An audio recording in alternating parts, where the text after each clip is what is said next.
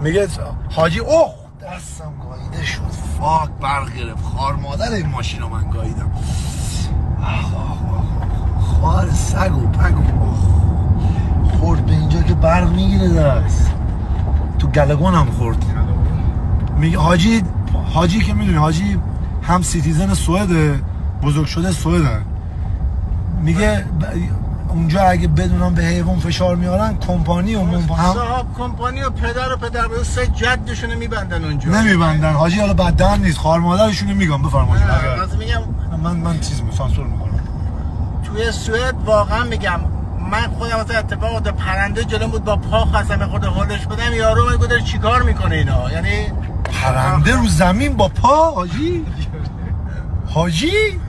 مگه تو امامی پرنده حاجی بدون وای خرابش نکن آقا ما